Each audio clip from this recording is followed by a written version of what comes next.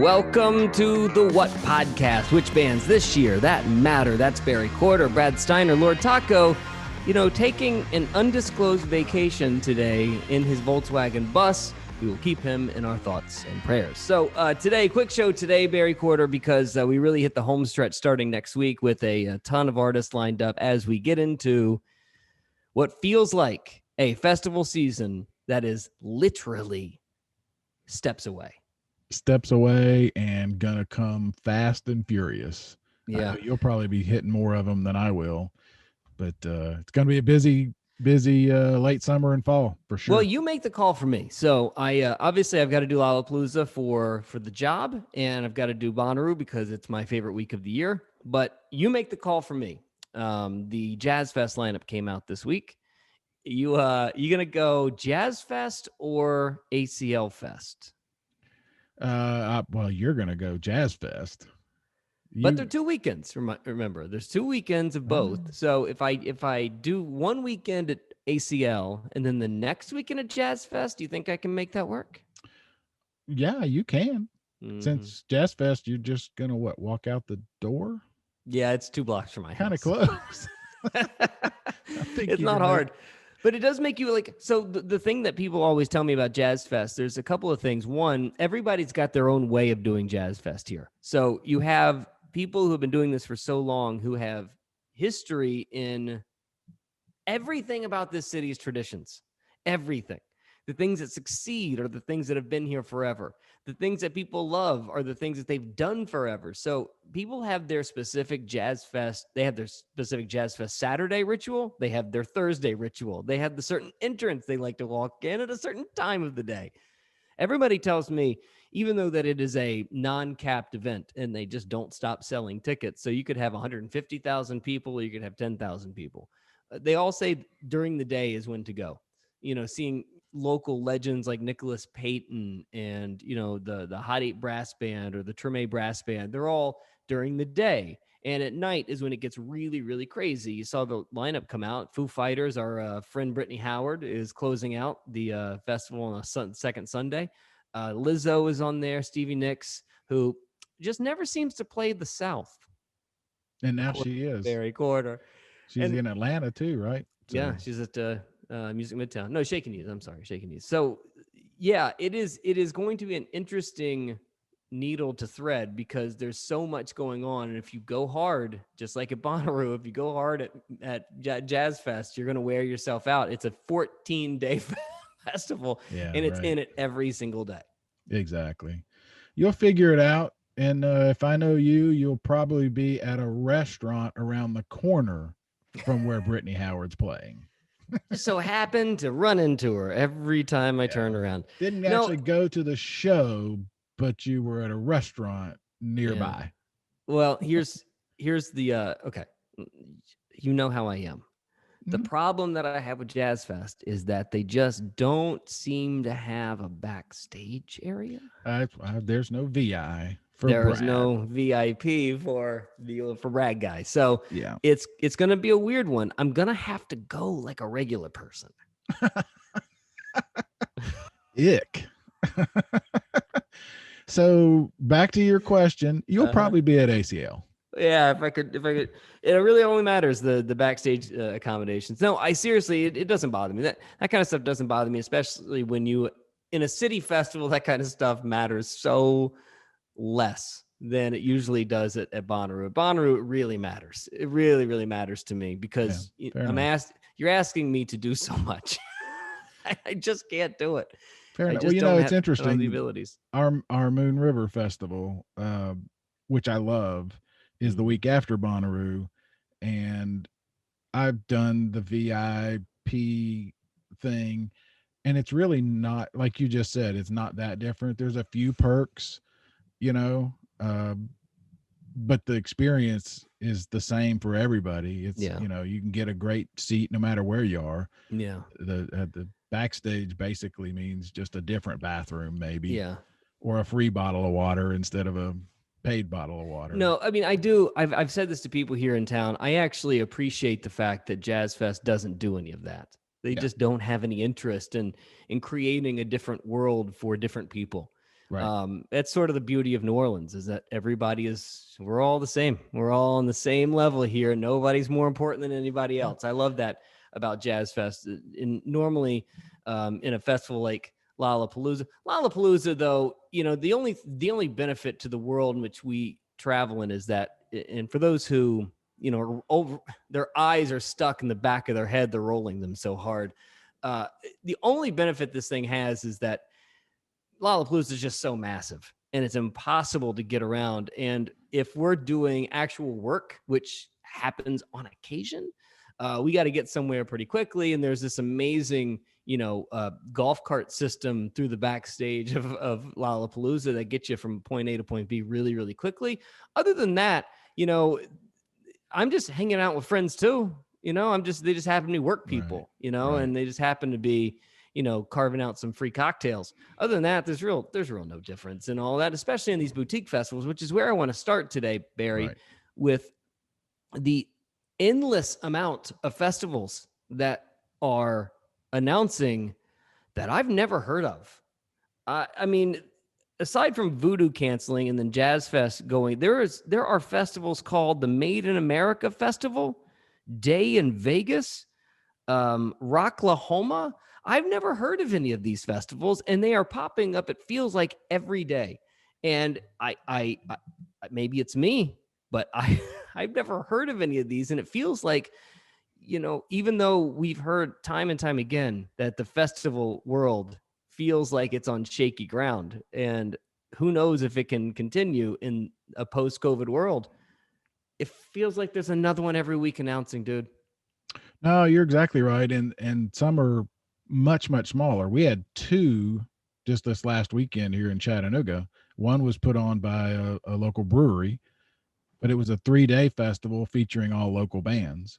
It was called a festival. There was another one up 45 minutes from here at an old, where they used to have, and when you were saying that, it made me think maybe they're just renaming them. I mean, we've always had things like the Strawberry Festival, and we've always the Cornbread Festival. And I'm wondering if some of the ones you're talking about. I know, but Slayer never played the Cornbread Festival. You never got Metallica there.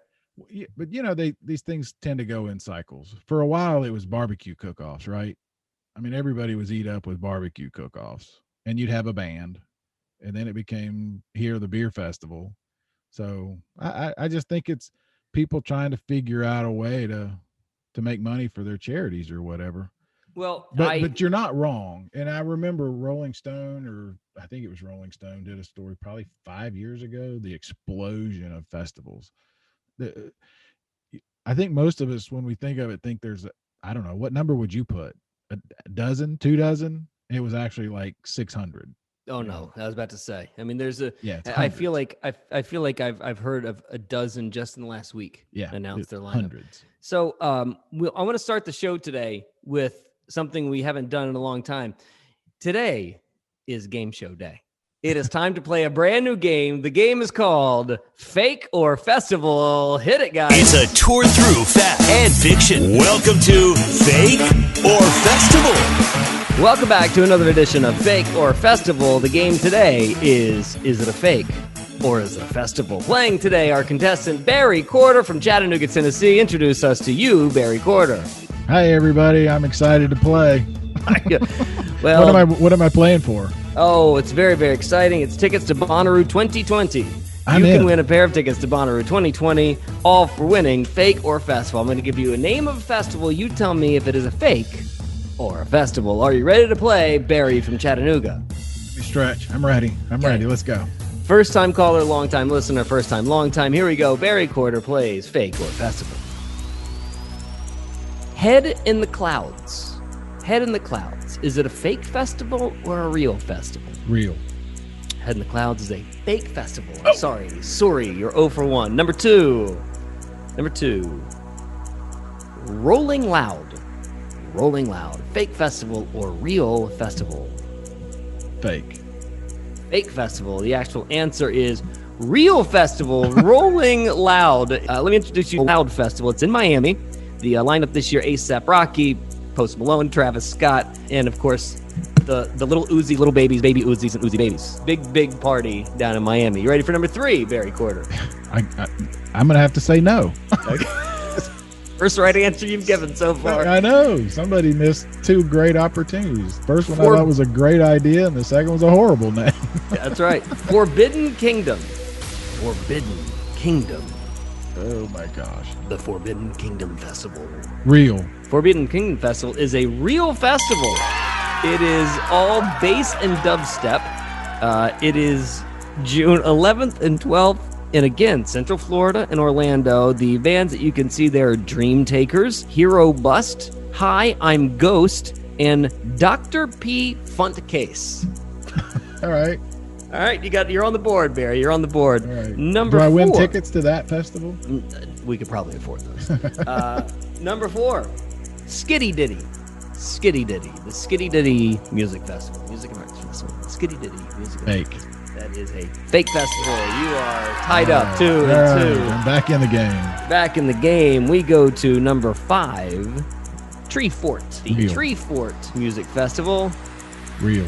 Now, are you Google searching now? No. Are you Google searching because that is a real festival? You're exactly right. In downtown Boise, Idaho, comes Tree Fort Music Festival. The Tree Fort music lineup: Japanese Breakfast, Lake Street Dive, Built to Spill, Larkin Poe, our buddies from Mdu Mokhtar. It's a pretty good lineup. Tennis is going to be there. It's a pretty good tennis from Nashville, Tennessee. So pretty good lineup there for the Tree Fort Music Festival. And finally, Barry's on the board to seal the deal and win these Bonnaroo 2020 tickets. The final fake festival, a real festival, is Destination Dubstep. Destination Dubstep. I'm going to say fake.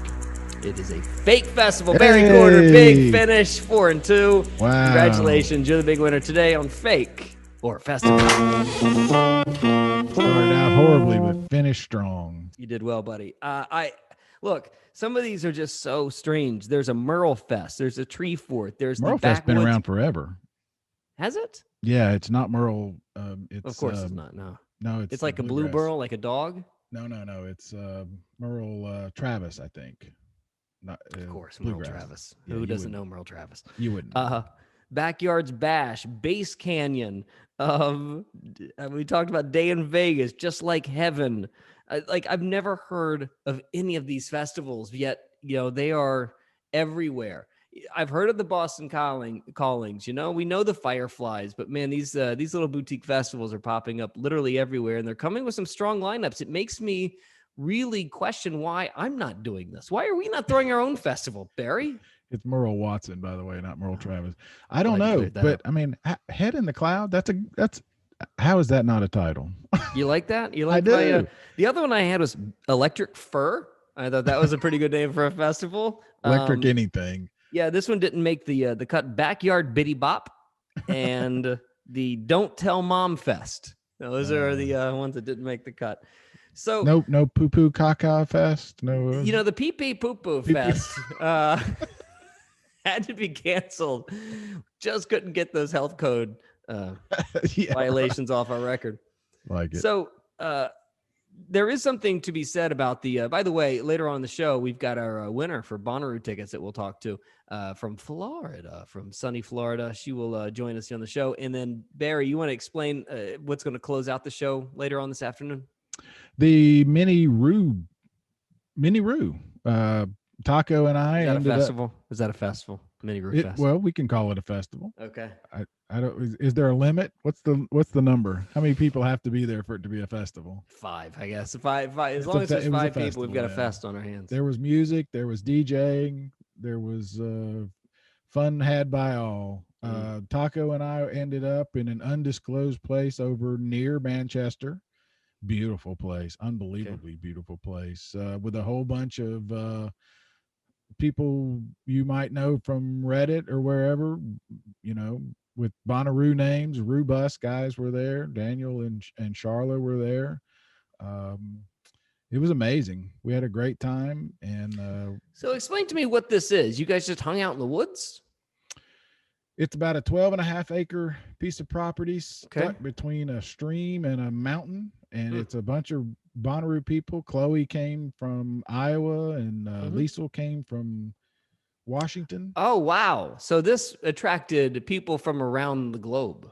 Well, this is the one. Remember, if you remembered, I Am Bonnaroo. David Bruce went to the first one, drove 16 hours from New Jersey Right. to attend. Right. Yeah, it's small, but they do it right. They put up a stage, and is it by invite only? yes, Oh, yeah, very exclusive. It's guess exclusive. my invite was just lost. You were in invited, the, but we all agreed you would not enjoy it.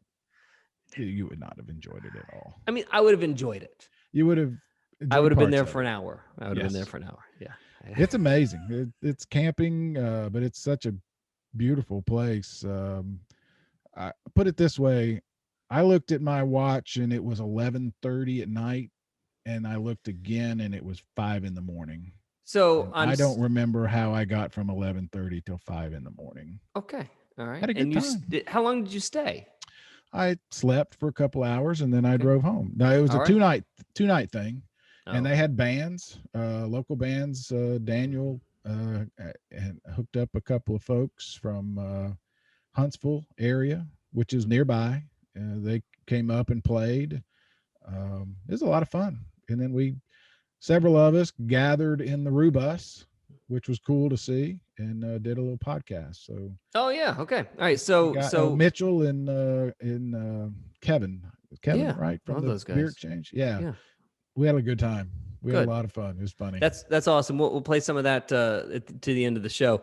But before we get into to circle back on what we were talking about a second ago about boutique festivals, there's something that we haven't ever talked about on this show in the 4 years that we've been doing it, 3-4 years that we've been doing it. Have you ever noticed the difference between international festival lineups and American festival lineups? And no, not really. What do you mean? They're incredible. They're the international ones. Oh my God. I mean, there was one, and it hit me earlier this week when the Mad Cool Fest announced their lineup. Now, this is in Madrid. Just look up Mad Cool Fest 2021. The Mad Cool Festival, their headliners, Metallica, 21 Pilots, Imagine Dragons, The Killers, Muse, Faith No More, Alt J, Deftones, St. Vincent, Carly Rae Jepsen. Now, again, you can complain and bitch and say that, not my kind of festival, but to me, that just screams diversity, right? Yeah. And as long as you keep going through the lineup, there's just, it gets thicker and thicker, all right? Go to Hellfest in France. The Hellfest Festival in France. Hellfest Open Air 2022 will feature, this lineup is insane. Now, again, none of these bands are people that I would ever want to watch, but we have 9 Inch Nails, Guns N' Roses, Metallica, Scorpions, Faith No More, Deftones, Avenged Sevenfold, Alice Cooper, on and on and on. Deep Purple. All right. And then the final one that I want to share with you is the crown jewel, I think, of every festival. I've known people that go and they say it is unworldly brilliant and beautiful. Primavera Sound. It is the white whale of my festival life. It is the one that I want to be a part of more than any other festival. But man, it's in Barcelona, Spain. And imagine the amount of money that it's going to take to make this thing work. Let's just read the lineup this year. Just this year. Because I'm not going to bore you with the lineups from last year and the year before and the year before and the year before. But they're always the best lineup you'll find all year. 2 weekends, Massive Attack, Pavement, Tame Impala, Beck, The National, The Strokes, Gorillaz, Nick Cave, Tyler the Creator. Second weekend, Beck, Disclosure, Interpol, Jamie XX, Dua Lipa, Gorillaz, Interpol, Tyler the Creator, Lord, The Strokes, Megan Thee Stallion, Tame Impala, Yeah Yeah Yeahs. And it's just hundreds and hundreds and hundreds on top of incredible lineup after incredible. You should go back to 2019. If you can find the Primavera Sound 2019 lineup, it's even better than that. I don't know how they do it, but I think I have an idea. But first and foremost, before I get to that radically stupid idea that I'm going to get yelled at, what is the difference between international festivals and American festivals? Whereas American festivals seem to be rehashing the same lineups over and over and over, yet international lineups seem so much bigger, so much more vast. What's the difference? I couldn't tell you 100%. I'm gonna say I think it's two things. Uh, they've done it for a while, so it's very much established. I remember Ashley Capps telling me that he hoped Bonnaroo would be modeled after Glastonbury, which at the time was already 20 years old or so. Mm-hmm. And I this is a small version, but there's a band out of Chattanooga here called Glass Animals, which not Glass Animals, Glass Hammer, excuse me. I confused the two. Glass Hammer. Very well known, been around for 30 years. They're one of the great prog rock bands in the world. They live here. Very few people here know about them, but the prog rock people know them. They were invited to a festival, and I don't remember where in Europe 2 years ago. And it was basically a free festival. I think the entire city gates itself off, and the entire city becomes the festival for those 3 days. You know what I mean? They're Mm-hmm. entirely committed to it. The bands are treated, all of them, treated well. They're put up, in great lodgings and treated very well.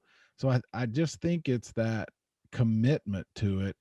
And it's probably back to your point of it's probably the only one. You know what I mean? There's probably not 6 the weekend before and 6 more the weekend after. Maybe. I don't know the inner dynamics of each individual international city and how they, set up I their think that's live music my calendar. guess is that's it. They commit to it. And also, You might be right. I mean, Jazz Fest typically has a pretty great lineup every year. Okay. So this leads me into what I think the point is for me. If you don't know this yet, then let me walk you through. And if you already know this, I apologize in advance. Golden Voice is the equivalent to AC Entertainment. Golden Voice started Coachella. Golden Voice also helped work with Hangout Festival. Golden Voice got bought by AEG. AC Entertainment and C3. C3 ran Lollapalooza and ACL Fest. C3 got bought by Live Nation. AC Entertainment, Bonnaroo, what's that thing they do in Asheville? They got bought by Live Nation. There are two main live music companies in America. It's AEG or Live Nation. If you go to 90% of the shows that are booked in this country in big rooms are done by either Live Nation or AEG. Now, locally, they might have a different name. Here, it's Winter Circle. But Live Nation or AEG are pretty much running the live music space in this country. Mm-hmm. I don't think AEG and Live Nation run these festivals in that country, in any other country, right? They're not, Primavera Sound is their own business. The reason why JazzFest is so interesting and so like an international festival is because it's booked locally. It's booked locally. They do it with private dollars and donation dollars, by the way, because it's all part of the Jazz and Heritage Foundation. But there's something to be said that the monopoly on all of this it has watered down the entire product for everybody. Now, the benefits of it is that it has expanded everything and it has brought it to so many other communities that didn't normally have it before. But it does make you sort of like turn around and wonder if this is all for the good. These large booking companies, you talk to local people that have tiny little rooms or, a 800 cap room or a 1200 cap room, and they think that they're being priced out of the market, that they'll put a band on and then have that band snatched by a Live Nation or an AEG because they're willing to spend $1,000 more and you just can't compete in this marketplace. It is it's got ripple effects that go through the entire live music space. I agree. But I also think in some ways it's cyclical. It tends to work itself out. Maybe not quickly, and maybe not to a place. I mean, the, a place like Chattanooga is never going to get the acts that a New Orleans gets or an Atlanta gets. Um, we don't even get what Knoxville and Nashville get, but Knoxville doesn't get what New Orleans gets a lot of times either. So in that sense, it's bad for a fan. But we 20 years ago, I didn't have an opportunity of a Bonnaroo. Sure, I You know what I understand. mean? You So know, it somehow it tends to find its own level, I guess. I don't know how much it is talked about that, if you are going to a show, unless it is a locally owned and operated venue, you're mostly giving money to Live Nation or AEG. Yeah, that's right. You're going to a show that they had something to do with. And, I don't know if I'm in a position whether or not to say if it's a good or bad thing yet. I just don't know. I can say from our point of view, because this is something I've studied and written about many, many times. For years, it hurt a city like us. But because of relationships with AC Entertainment, which about 10 years ago, or not quite that long, 6-7 years ago, started booking. I mean, it was always doing it. Ashley always booked shows in Chattanooga, but they contracted with Tivoli Foundation here. Now our two venues, suddenly had a direct connection with AC Entertainment, then C3, then Live Nation. So our pool of artists that they could get just got grew, a lot bigger. got a lot bigger. Right. And as we sold out, a C level or a B level show, suddenly the A levels, Brian Wilson, Graham Nash would have not played here 8 years ago. Got to see them both. There's massive amounts of benefits to it, right. But it just sticks out like a sore thumb to me sometimes when I see festival lineups from around the world, and then I place them next to Sure. Forbidden Kingdom, Just Like Heaven, Rocklahoma, Made in America, Backwoods Bash, Yeah. And when they all start to look the same, it becomes a little confusing. I agree. And that's one of those, and I think we touched on it several episodes ago. That's one of those that I really think will work itself out, because at some point the fan is going to say, it becomes about the experience, the travel, this lineup versus that lineup, and the money. This is kind of a weird year to compare because we've been locked down for so long. And it just seems like, everybody's ready to go out. But at some point, we're going to sit back and say, I can only do 2, or I can only do 3, or I can only do 1. Mm-hmm. Does it become about travel? Does it become about the total experience? Does it become about the lineup?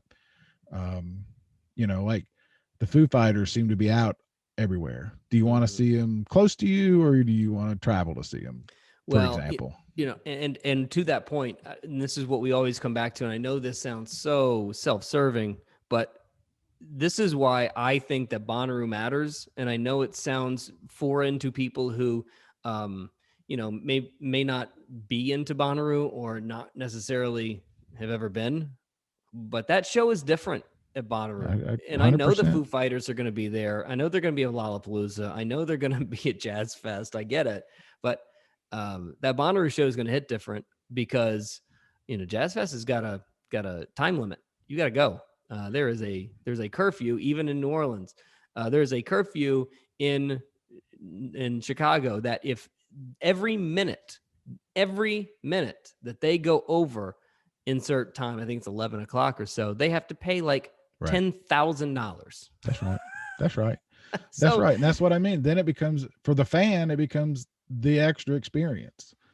Not only are you going to see a great Foo Fighters show, but you're going to have that experience, and you're going to meet cool people, and it's the total thing. And that's what I mean.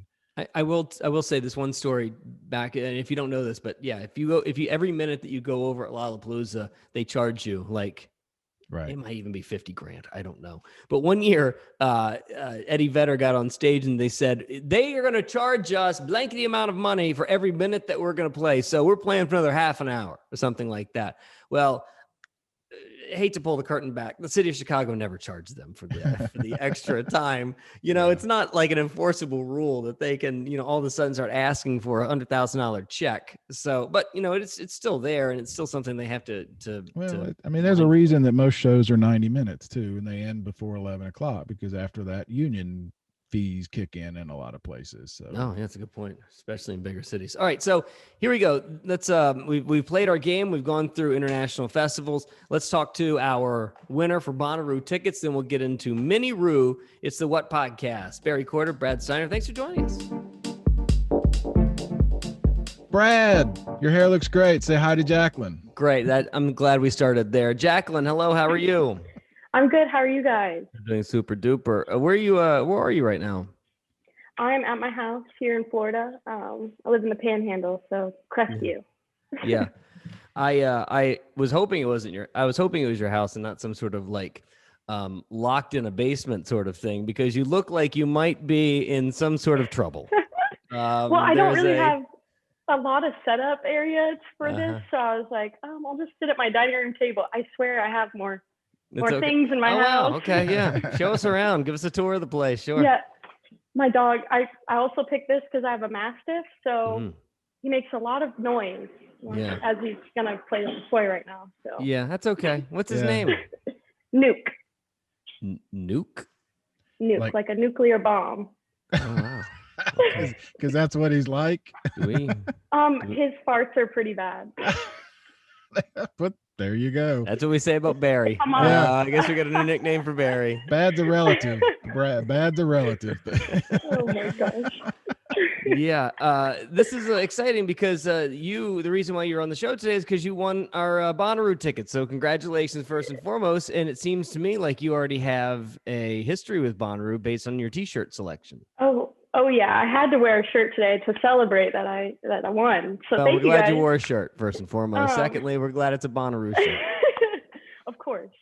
Yeah, I've been going every year since 2016. Obviously, not last year. Nobody went, but I love it. I love Bonnaroo. I could talk everybody's ear off about it. So Barry, 2016, she showed up the year that was supposed to be the worst year ever. Mm-hmm. Yeah. Well, did you buy your ticket based on that lineup, or did you buy it and then the lineup came out? I bought it based on the lineup. So who was the draw for you? Surprisingly, it was J. Cole. I really wanted to see him live. Interesting. Really random. My friend was like, hey, a bunch of us, because she was going to college at the time, and she's like, hey, a group of us are going to go to Bonnaroo. And they're down in Cincinnati, Ohio. So they're like, oh, it's not that far of a drive. We'll just go. J. Cole's playing, like, if you just want to go. And I was like, all right, cool. And ever since then, we pitted for J. Cole and was on the rail for him. And everybody that whole year was talking about how this was the worst year. Like, there was hardly anybody there. It wasn't a good lineup. Everybody was crapping on it. And I had the best time. I was like, this is amazing. I have never experienced anything like this in my life. And it was awesome. So I was hooked. So real quick about that 2016 decision that you made for J. Cole. I remember, first and foremost, what did you think of the show? I thought it was great. Okay. So I thought it was fantastic. So are you I'm guessing you're a J. Cole fan. A big one, yeah. Okay. So I That's fine. don't think it'll disappoint me. So I remember Barry years and years and years before 2016 where he was finally booked. Like, he was that, for some reason, that white whale for rap fans, right? That was the Bonnaroo. Why have they not booked J. Cole yet? What about J. Cole? What about J. Cole? And now that they've booked him, I forgot they booked him. Yeah. I'm betting we could do an entire episode on things like that. Yeah, like, it was everybody was clamoring for J. Cole because, they had Lamar, Kendrick Lamar, they had Jay-Z. And at this point, they're like, well, who's left? Well, J. Cole's a big name. I totally forgot that he was even on that lineup. I totally forgot that was the thing. Who else did you see that you loved in 2016 that sort of put you over the edge? I'm trying to think. I had seen Two Door Cinema Club, which was like a midday set. That was really interesting for me. Unpopular opinion, at the time, the Chainsmokers were really cool. So, Were they? I mean, I like to think they are. Maybe in 2016, right? Saw them. I think Halsey, Third Eye Blind was another one. I was like, oh my gosh, this is amazing. Yeah. I'm really sad though. I think Tame Impala was on the lineup in 2016, and so was M83 after LCD Sound System. And I didn't even know who Tame Impala was at the time, and I missed out so big. And I was like, oh my gosh. Yeah, you blew it. But another episode topic. Yeah, you missed because you didn't know better. I know this is talk about unpopular opinions. I know this is going to sound crazy because I love that new Tame Impala album so much, but I like the last one so much better, which is why I'm so glad I saw them on that tour and not this one. I mean, I'm going to see them on this tour, but that last album was so great for me. And you know how they put sets together now? They do it based on album cycles. So you're going to have a Tame Impala set, I'm betting, that is going to be very heavy on this new album, which is great. It's fine. But I really, really, really loved everything around The Less I Know, the Better. Yeah. So if you missed Tame Impala 2016, it brought you back in 2017. When you, I'm guessing that you didn't care about the lineup in 2017. You were going anyway. Yes, I was 100%. I was like, I'll find someone to see. I don't care. I'm going. I have to. Yeah. Much so that literally I didn't have a group to camp with until like a couple days before. So we've said it before in the 2016, and what you just said is such a great sort of lead into it because it was your first one. You had nothing to compare it to, right? So I mean, people like us are talking about, oh, the crowds are down and all that. How would you have even known, right? For you, it I had no idea. Just a great festival with 45,000 or 48,000 people, and that's the point of that our friend Ken Weinstein made with the Never Not Great. You know, for what did he say? 35% of people, Brad, or is it the other way? You know what 2016 is going to turn into being? It's going to be like Spaceballs. Where like everybody critically panned it at first, but now everybody loves it. 2016 is the year that I talk about more than any other year. We all do. You're right. And it must be because it's been shit on so bad for so long. But it's going to be one of those moments where like, I saw Kid Rock when there was 15 people there. You know, it's going to be one of those moments. I like your Spaceballs analogy better. Oh my gosh, it's perfect. Yeah, what a stupid movie, but man, it's funny. Yeah, I watch it every time it's on TBS, though. That's a good analogy. My gosh. Yeah, but 2016 just like keeps living in lore because look, I love it, and you're so right, Barry, because somebody like her, Jaclyn, doesn't know what 2015 was. No clue. You don't know they moved this around and that around, and Silent Disco. How about this? Moved and better all. Question: no idea. Did you notice a difference in 2017? Oh, 100%. I was like, great question. I was like, why are there's so many people here? This is insane. I remember. Great question. I think it might have been one of the years. It might have rained or something. And I remember everybody just funneling into one area, and it just became like a pit of mud and everything like that. And I was like, it wasn't like this last year. There couldn't have been this many people last year. There's no way. About twice. Yeah, that's right. It was. Look how much we love 2016 all of a sudden. Look how much we wish it was 2016 again. Can these lineups get shittier, please? Yeah, I was like, what happened? Yeah, that's a great point. That's funny. So, who are you excited about this year? If you, by the way, were you gonna? You hadn't bought a ticket, obviously. So, were you just gonna sit it out? Were you just stuck? I was either going to wait, or my friend was trying to convince me. She was like, "Hey, I'm getting a pass. Like, this is gonna be our last festival for the year. If you want to go, like, let's do it. Just like send it," as they say. So I was like, "Well, I'll see if I win a ticket, and if not, then I'm gonna buy one. I'll pull the trigger and buy one because they're pretty expensive right now." But like on a third-party site or something. Yeah, through like the Bonnaroo resale, off the website. I forgot they do that. That's right. Yeah. With fees and everything, because I'm one of the people that like I will be. I think it's Black Friday. They start Bonnaroo tickets every year. I'm like always tier 1 because I'm just like refreshing the page.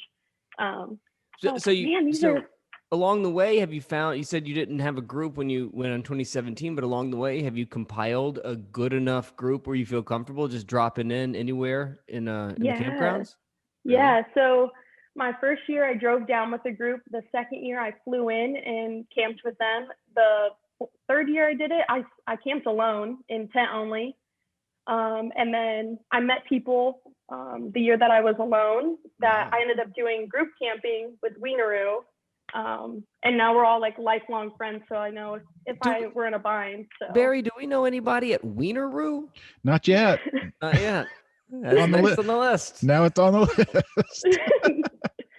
Jaclyn, I meant to ask you when we started because I'm fascinated by what is your career? So I am in the Air Force now. I work on servers basically. So Air Force. Yes, I am enlisted in the United States Air Force. Good for you. My old job. My old job. Yeah. Yeah. Thank you. Wow. Congratulations. That's awesome. I'm sorry, but how old are you? You look like you might be 14. I guess that's a compliment. I'll take it. I'm actually 25. So. Wow. And you're in the Air Force. And what do you do in the Air Force again? I work on servers, so cyber, like computer stuff. I got you. So Barry, Barry feels the same way. I'll be honest with you. I promise you, Barry feels the same way. For guys like us, a guy like me who literally just tells fart jokes on the radio, meeting anyone that has what seems to be a substantial job is mind-blowing to me. Yeah, a commitment, a real job that they're committed to. You mean you have to get up in the morning at a specific time and do what? Oh yeah, 5 in the morning, head to PT, work out, then go into work all day. Yeah, oh yeah. I literally told my uncle yesterday, we were talking about the military, and I said, no, that wouldn't work for me because I would be the first day or the second day at boot camp. I'd be like, this whole hike thing, I got a little chafing going on. Don't think I can make it today. Hey, that's probably ain't gonna go well. that direction that you gave me earlier, that's totally necessary. Yeah. Can we cut out it? I thought about it and I thought, nah. It's not gonna work for me today. It's not gonna work for me today. I need about 45 more minutes before I'm ready to go. I haven't had my coffee yet. But Barry, I like how you specified that it's a military problem. It's pretty much how we would operate in any work environment whatsoever. That's correct. Okay. That is correct. That's why we are doing what we are doing, Brad. Yeah. But good for you. You got to be an expert in some field, right? And this is yours. I guess. How long have you been doing that? I joined last August, so I haven't even hit a year yet. You joined the Air Force last August? I did, yes. Why? For what? So I was working at Starbucks on a base, and I was getting less hours, wasn't getting a steady paycheck. COVID had hit really hard. And I was just like, you know what? I want to go to school. Honestly, it was like a steady paycheck and they'll pay for college. So if I really wanted to do it, not trying to recruit anybody here, but it just seemed like a golden opportunity because COVID was such an uncertain time that just took advantage of it. No, I don't feel like you're recruiting me, but I do want to talk to you about the Mormon Church. I've got some information I'd like to share with you. Some pamphlets, if you will. Tracks. So, but you're in IT. You're in IT. Yes. So was IT an interest before? To be honest, no. It wasn't on the top of my list. I really wanted Intel, but it was on my sheet of jobs that I could pick. So yeah, my friend got he signed up for the Air Force back years and years ago, and they told him he'd have choices, and his choice ended up being MP or MP. Yeah. What does that mean? Cop. He could become a cop. Yeah, they said you'll have all kinds of choices as long as it's this. Like, here, we'll give you 10 options, but one is only this. Yeah, all 10 are the same. It worked out great for him. So, okay, so you signed up last August, and it was primarily for, school and to find a field in which is a steady paycheck. That decision, not regretting one bit in the last year? It's hard to give up your freedom, I will say, because you are kind of at the hands of the military now. I don't regret it because I've met so many cool people. Mm-hmm. I was fortunate to meet someone who I had gone to Okeechobee last year, and she had gone, and we met in the same basic flight. Like we were together, room together. So it's been interesting to get to meet people. And the job that I have now, whenever I get out, I'll be able to make quite a good living off of it. So, well, you said it's hard to give up that freedom. How do you break away? Have you figured out a way to break away for a week to go to Tennessee? Oh yeah, I already put in my time. I told wow, them. Good for you. I came in yesterday and I was like, sorry guys, I'm going to be out for Labor Day weekend. You're not going to see me. So. Yeah. Well, are you planning on doing a Thursday, Friday, or are you trying to get up on Tuesday? Because the way that we have figured this out over the last 15 years is our week just gets longer and longer and longer every year that passes. Now all of a sudden we're showing up on Tuesday morning. What? Yeah. So initially I was like, oh, we'll drive up Thursday morning and try to just, set up everything Thursday and then get crazy on Thursday night. Although it is a marathon, not a sprint. But I think we're going to try. We did Wednesday in 2019. We got up on Wednesday morning and drove in and then sat in traffic for 4 hours, I think. We were one of the fortunate ones that got in pretty soon. But I think this year we're going to do the same, maybe. I'm not sure. We have to get the troops together and figure out planning. We haven't done logistics yet. Mm-hmm. Yeah, but good for you. I want to go back to the 16 versus 17 thing a little bit because that's fascinating. That's a great question, Brad. How was it different? You said it was bigger, but how else was it? What else was different about those two experiences?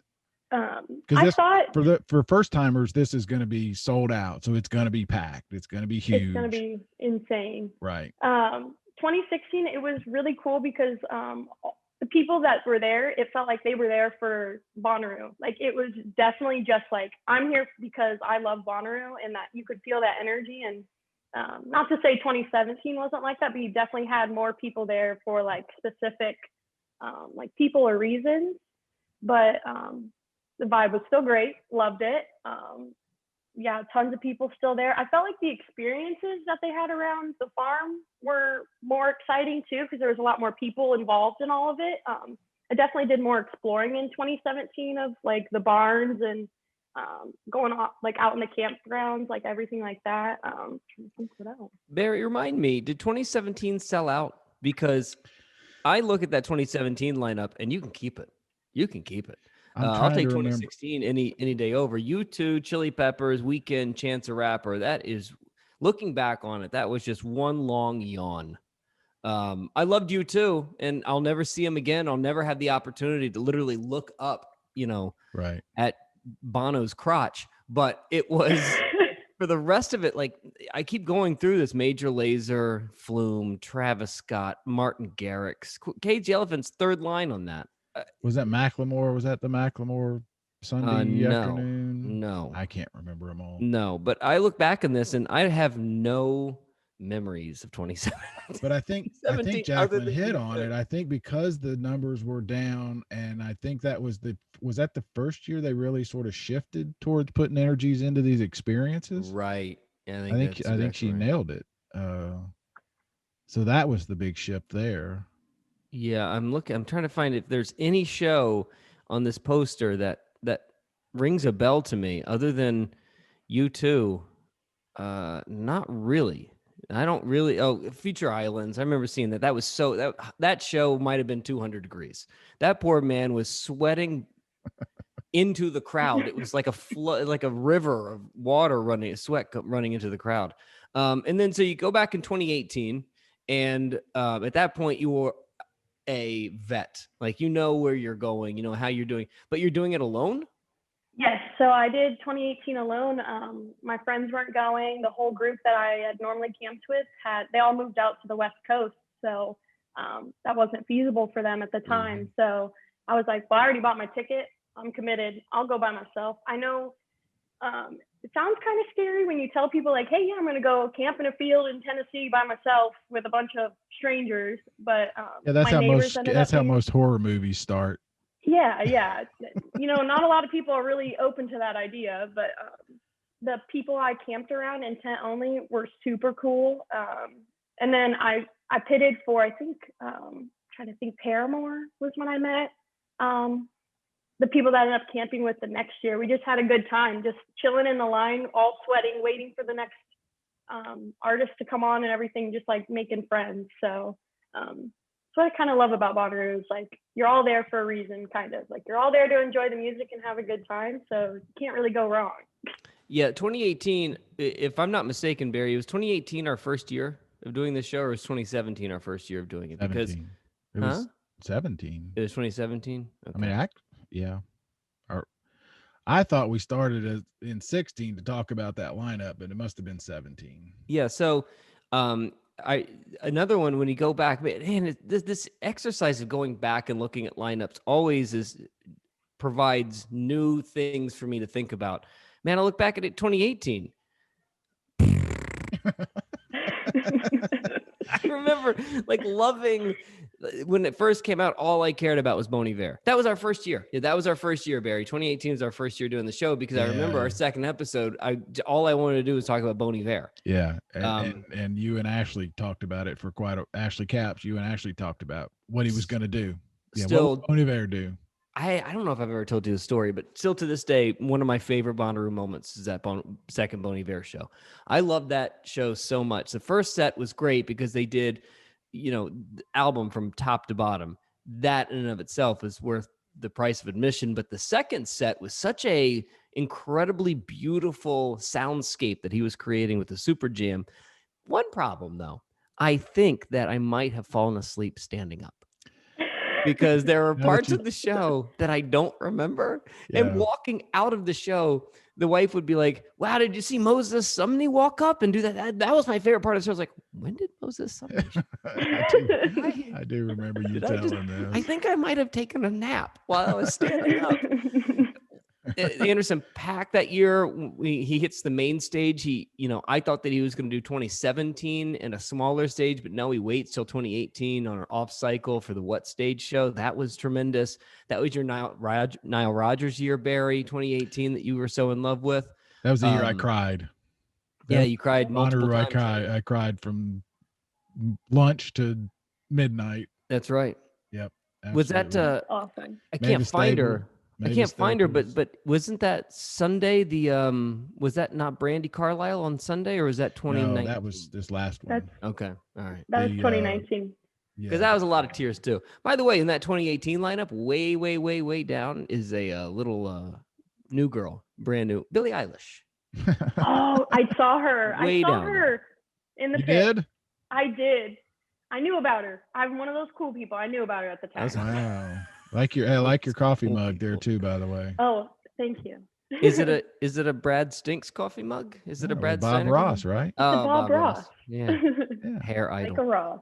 Hair idol. That's right. So now you move to this year. You have somebody to go with. You have a group. Who are you excited to see? You got anybody on your list yet? This year. Yeah. I'm really looking forward to the Foo Fighters, and Tame, of course.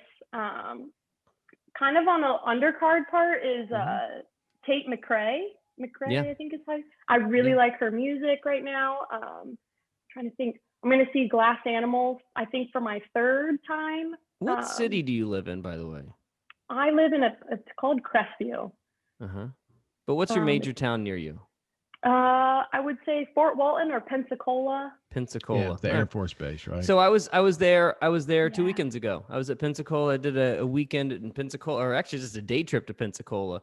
The reason I ask is because I'm trying to figure out which top 40 station you listen to. Because somebody likes top 40 music. I knew about I saw Glass Animals. I'm trying to think when they were at Bonnaroo one of the previous years. Saw them then, and they've kind of blown up over the last year in quarantine. Yeah, they've gotten huge. And then I randomly found, I love TikTok. I'm all about it. But I saw Tate McRae on there, and I got hooked right away. Mm-hmm. And then Foo Fighters are just, I feel like that's the kind of legacy act this year. I don't want to call them a legacy because I feel like they're not that old, but No, it's true. kind of, I'm glad that you know how to talk the language. That's for sure. Because the Legacy Act we always anticipate being on Sunday, and again, Barry, we can talk about this till we're blue in the face. Somebody from Bonnaroo will explain. Maybe it's a Steve or a Brian who books this thing, but why a Legacy Act not on a Sunday night is completely new for them.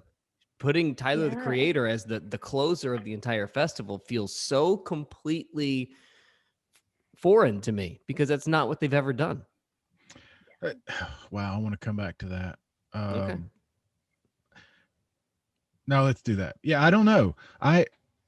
One of the things that I want to talk to you about at some point, and Jaclyn, I'll ask you too. The more I think about this year, the more I think it feels like it's almost a restart. As long as we've been going, Brad, I don't know what to expect because they've had so long to think about this. I know, but wouldn't just basically basic Bonnaroo be just fine for you? Yes. I don't need it to be different. I don't need it to be, I know, changing a lot. I'm going way off the rails here, but because we do this every year. We always worry they've screwed it up. You know what I mean? We hate it. We're not going to go. They've messed it up, and we get there, and it's great. So I'm trying not to have that moment, but I just wonder about. They've had so much time to think, and I don't think they're going to screw it up. I'm wondering if, because of COVID, because it's been so long, how it's going to be different. And again, I know I just threw a grenade into the discussion, but do you know what I mean?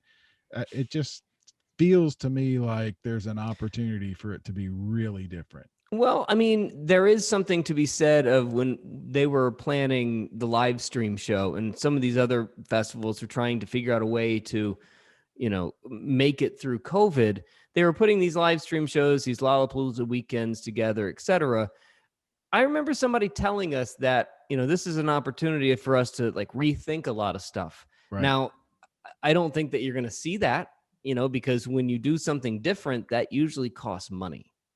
And, trying to whip up something completely unique is a lot harder than, well, let's use what we have for right now. That's why this Squarch conversation is actually kind of interesting to me because they have an opportunity to bring back something that they've had before, but they just spent a lot of money renting that big screen. Giant square thing. That's a good example. That's what I mean. Yeah. Why not bring the arch back? Because it's not going to cost you any money. You can overthink things, I guess, is what I'm worried about, thinking about. I hope they don't. But again, look, it's already different in that we've got the closer for an entire festival is Tyler the Creator. Now, again, the way that I've always thought about this is like they put the Legacy Act on Sunday because the camping guys will stick around through all the days of the festival, keep spending money every day and not leave early, and they'll stick around till Sunday night. Those guys are not going to be sticking around through Sunday night because, first off, do those guys even exist anymore? Do the people who are so hardcore of camping, they're going to be there anyway, probably? I'm trying to figure out the calculation of putting their weakest headliner on Sunday and not on where we normally see the weakest headliners on Saturday. Yeah, I don't know. I haven't given it that much thought yet. But that's what the show's for, Barry. Talk about stuff that doesn't really matter. Okay, call me back later. We'll talk about it. No, but the other thing that I wanted to say, and as soon as Jaclyn got on, I mean, Brad, you and I focus on Camp Nut Butter. We have a large group, as many sometimes 20, 25 people. Jaclyn is, how many people have we talked to who go by themselves? Whether our Patreons or whatever. It's amazing to me that people come to a festival like this, and it's not like they're driving an hour. You're coming a ways. Well, it's baffling. I think it's great. Me. It's baffling for me because I count on all of you guys to bring my stuff. Well, that's what I mean. We all do. We it's a group thing. So for somebody to make that commitment, say I'm going. Jaclyn, the year that you flew in, what did you bring with you? So the year that I flew in, I brought a tent with me. I brought some snacks that I could fit in my like big duffel bag.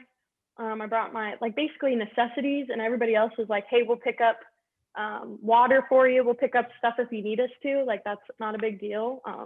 And then I just showed up, and they already had canopies and everything set up. So I was really thankful. And then I don't know if I could do that. Yeah, just fly in and trust everybody. Yeah, I don't know if I could do it, Barry. That's why I brought it up. I mean, and she's not alone. I mean, how many people have we talked to that do this? If not every year, at least one year, you know, they go with a group and they fall in love with it and they say, I'm going back. I think that's incredible. It's also really fun too, because even if you're missing something, you could literally just like run down wherever you're parked or like scream out like, does anybody have a spatula? And like someone will be like, I do. And they'll just like run over and like, hey, thanks. And you guys just start up a conversation like, oh, who are you looking to see today? Where are you from? Then you just start meeting people. So it's like a little community over the weekend. So, you know, it's like your Bonnaroo family's got you. If you're missing something. And the other, I can promise you our Camp Nut Butter people are not screaming for a spatula. Because there's 4 of them already there. But the other thing you said was they are.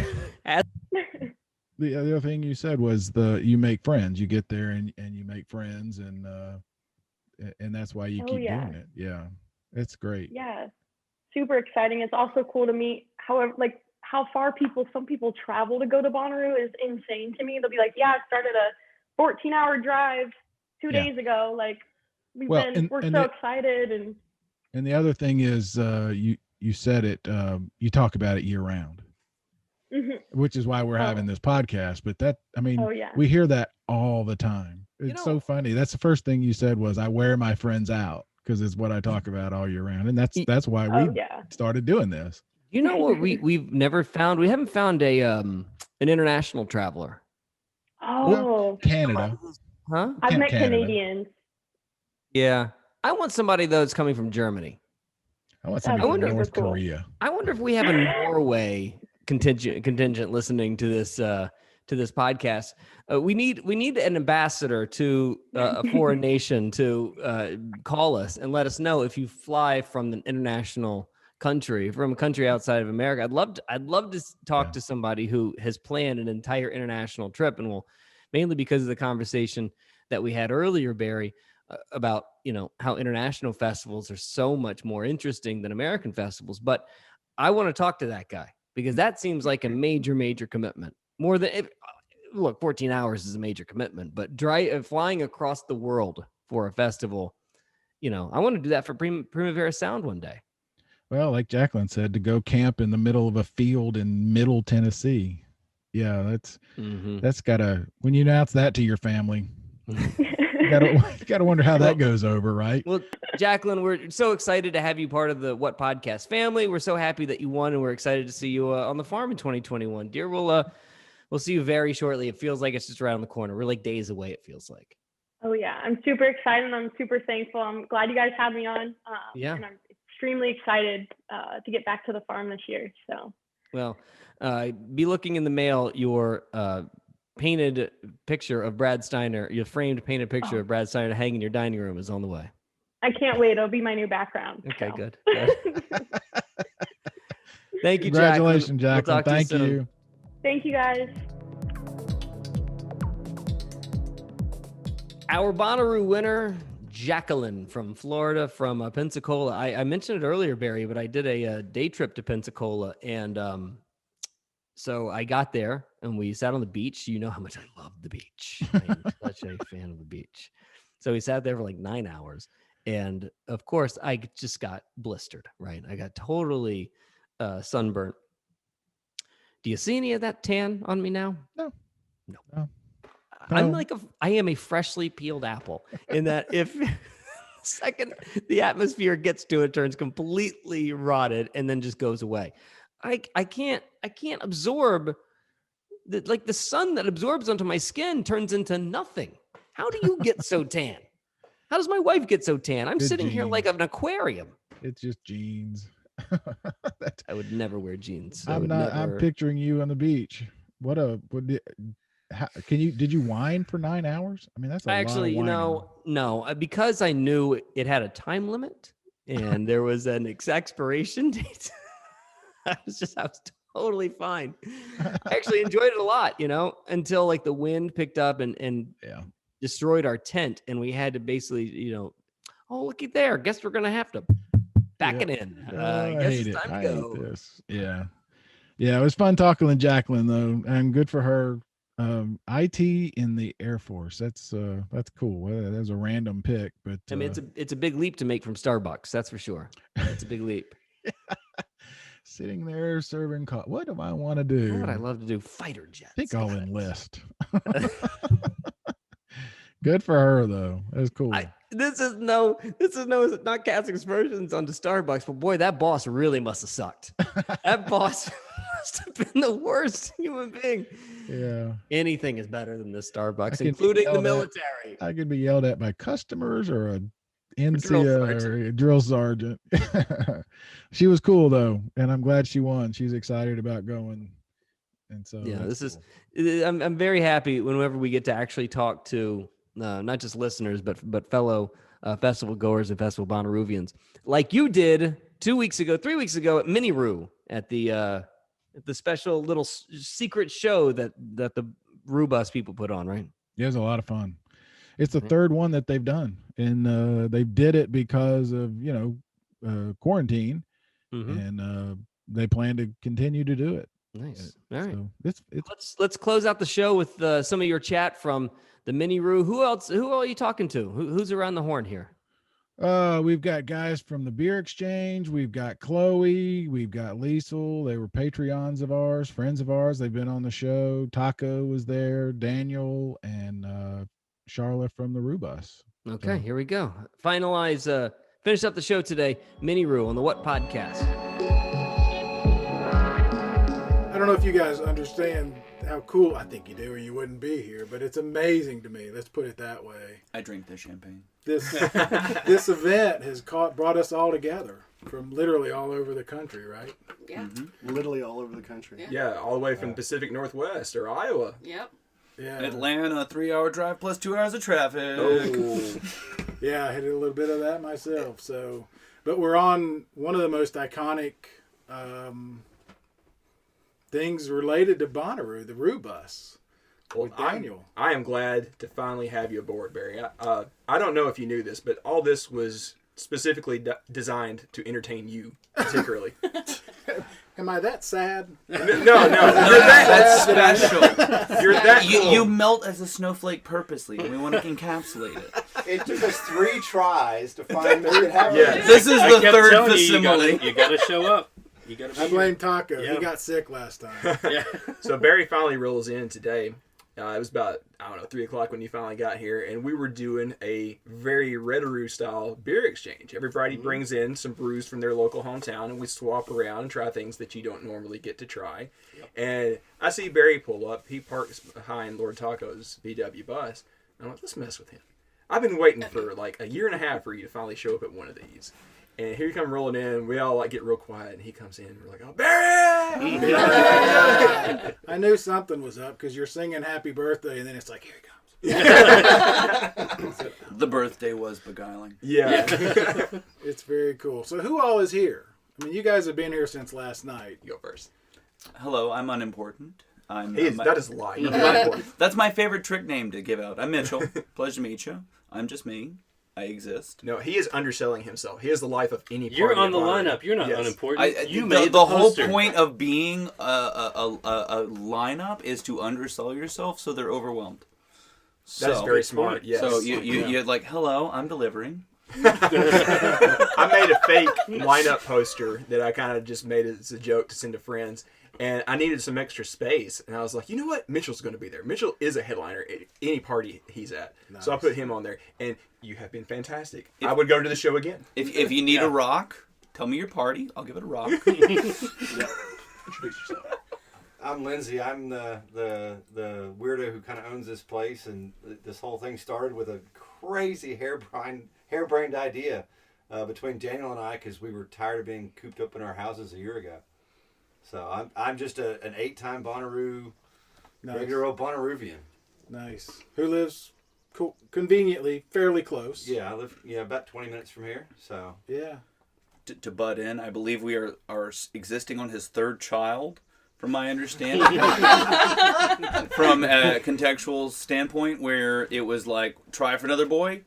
No, we want a girl. Fuck it. Let's bet on this.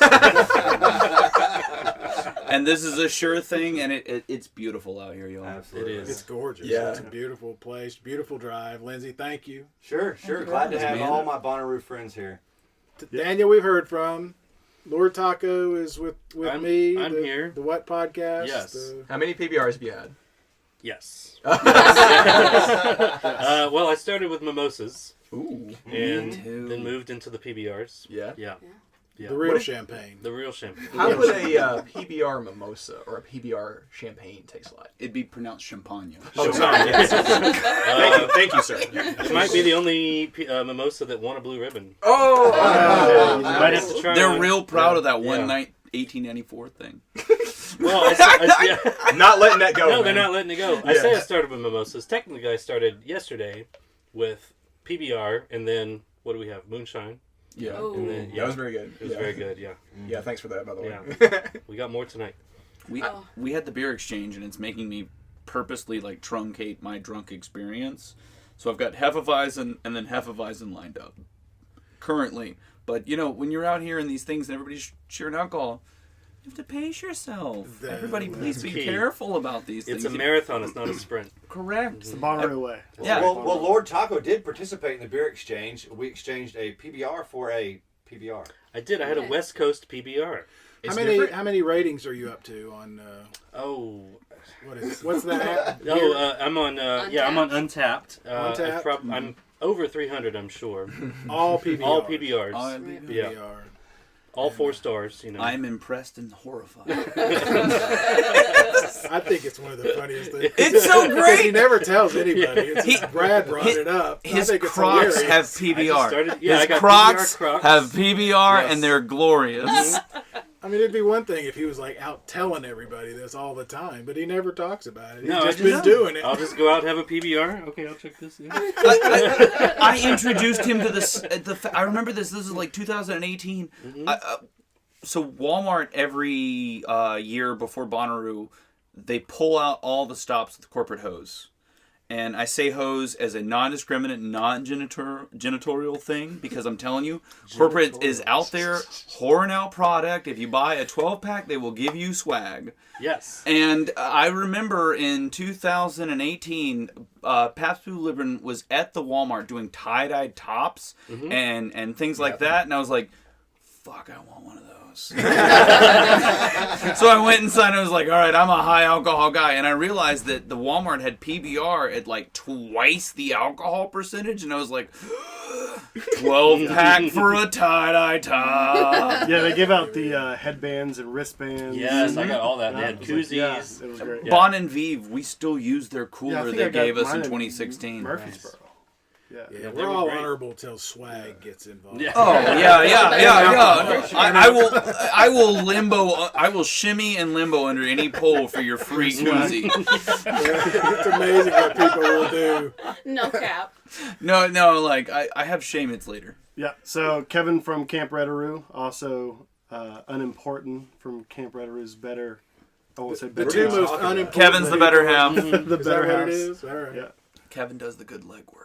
No, man, I have to play your hype man a little bit. There's like a fair group of people that come to Bonnaroo every year who don't get paid by Live Nation or AC Entertainment, who work their tail off to make things happen, and Kevin is definitely one of those people. Well, I appreciate the sentiment. Same to you. I mean, I guess we were until You know what's funny? we didn't get paid, so we're still. I don't care, man. I can It's hand out fine. handshakes. We were talking about this last night or this morning, whatever. Like, when you go to Bonnaroo or a big camping festival, you inevitably come across one of those like kiddie-sized pools, and it has a sign that says "Give one, take one."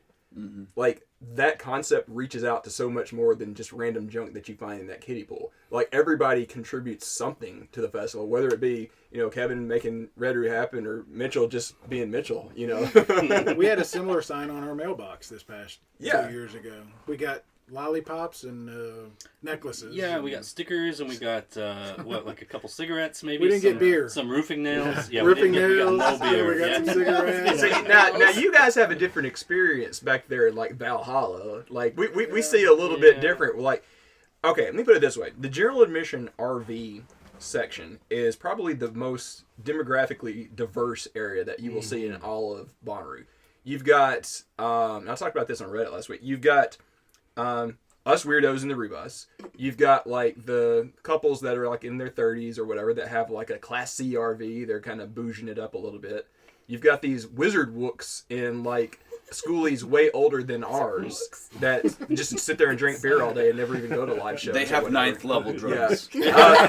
Then you got like people like Lindsay's dad with an RV the size of a house that are just kind to everyone. And it's just a little bit, and you got college kids that all pull in to rent an RV or borrow one from somebody that's got one. It's a little bit of everything. So last year when we found one of those pools out in front of the Roo bus, which we didn't even put it there, somebody put that there and thought that would be a good spot. And I'm like, you know what? I agree. That is a great thing. I got like a military MRE to eat. Some glow sticks. Those things will stop. Wait, are you up. thankful for the MRE? I just want to. Everybody out there, do not go into MREs with a positive attitude. I just thought it was cool. I've never had one. It was I tell you, I lived off those things in the desert, and those things will. They'll sustain you, and that's the best compliment I can give. It's funny. I gotta do a rewind real quick because the What Podcast, when they came to Camp Reddaroo in 19 and did the live podcast during our craft beer exchange, one of the funniest comments that Brad made was talking to Barry about the morning routines. They were talking about the don't eat bran. If I remember going back to rewind, if you're eating MREs, you don't have to worry about that because nothing's going to come out. So. Fiber's built into the equation. So I might be adding MRE to my list. I'm telling you, I lived off those things and they mess up your digestive tract. If you're barely tuning in, Pedialyte and MREs. Anything to keep you'll you get out by. of the porta potty. That's a top tip right there. That's a top Bonnaroo. Legitimately, if you're just tuning in, Pedialyte, MREs, you're not going to thank yourself, but you'll be thankful. Hey, we still have not introduced probably the sweetest out of our whole group over here. I don't know about that. Yes. I'm Chloe. I help out at the Bonnaroo, and then I do, can I swear on here? Hell yeah. Fuck no. And I do shit I eat at festivals as well. Yes. Yeah. That's me. So the idea that everyone would gather is amazing to me. Probably shouldn't be because we've all talked year round, which is the whole reason we both have podcasts and you guys do what you do, right? It's a year round thing. Yeah. What's really special about this group of individuals or representatives from the Bonnaroo or the What Podcast and Lindsay hosting this get together at his property is that the people that you meet here, even though those that are here that are not associated specifically with Camp Reddaroo or any of our specific groups, it's the concept of what Bonnaroo really encompasses, right? It's the radiating positivity, but also being able to see people outside of festival. And we've been sitting around all morning talking about our love for music, our love for vinyl, and it's the kind of common denominator. And then it's kind of funny, like I've met some of the individuals I don't know personally. And they're like, oh, we heard you on the What Podcast last year. Or, oh, we came to the beer exchange. So it's it's kind of cool that you just meet these people that you really have not officially met, and you get to know them, and it's what embodies this group. And I think that's something that I think we all try to do, and that's kind of the point of these kind of get-togethers. So I think it really, you say that it really shows the true Bonnaroovian code. I mean, the folks that we've had out here, we had a good time last night. There's not. I saw you did. I was the last one asleep. I'm just gonna go ahead and throw that out there for everybody. It was 4:32 a.m. Yeah, nobody was having a bad time. And there's not a speck of trash out here. Yeah. No. The outside screams of nature became my inner screams, and I went to sleep, and it was beautiful. It's the cleanest porta potty I've ever seen. Treat. He came in after me. I was going to comment. It's like, seriously, leave it for the next guy. That's the whole thing. Mm-hmm. And, respect the farm. And I mean, the thing that we have learned through our podcast and your podcast and the Roo Ham guys is Doesn't matter where you live. We all feel the same thing, right? I mean, it really. And I think being around other individuals, it energizes you as well, right? Like when you have these really deep conversations about music and stuff like that, it makes you love it more. And being that you get to be around like-minded people, because we all know when we're in our individual spaces, there's not always the like-minded people around, and you have to navigate those waters. So it's really nice to be in the common denominator of really connecting. In the past year, I think me personally, that's what I've come to miss the most. Like, I do miss going to these epic live shows that you see on the What stage. But what I have really missed is us just BSing around campsites, just talking about just funny stuff or deep stuff, whatever it may be, you know? Good vibes are good vibes. But also having that commonality, like you said, to share. It's not just, you know, you might have liked the Tame show last night, you maybe didn't, but it doesn't matter. There's going to be another one. Oh yeah. My favorite part I get that you liked it. You know, I'm not gonna, you know, try to harsh on you for liking something. It's like, cool, good for you. Can't wait for the next one. My favorite, example of it. We were sitting here, but right before you showed up, going through the lineup day by day from the bottom line and ignoring the top two lines.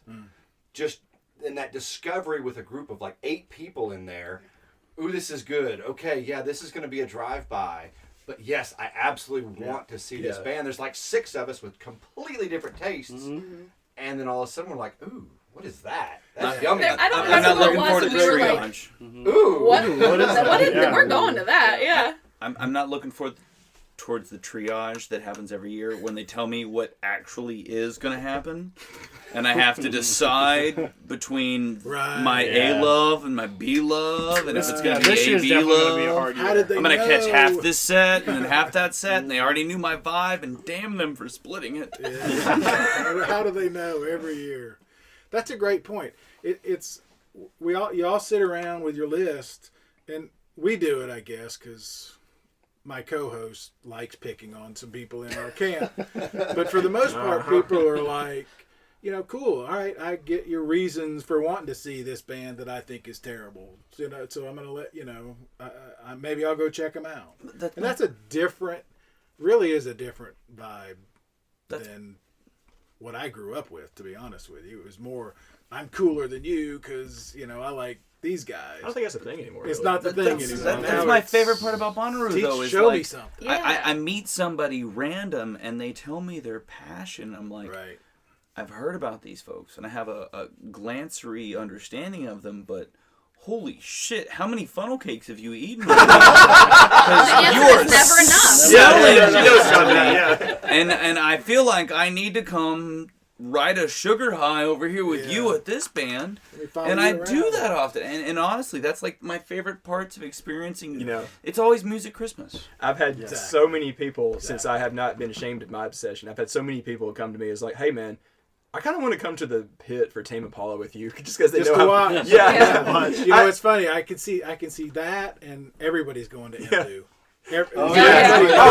Listen, I have no shame in that either, being like their biggest hype man, because like they kind of started as a joke, because like for people that haven't followed it, they accidentally, or I don't know, they leaked the lineup for Bonnaroo a day before it officially came out.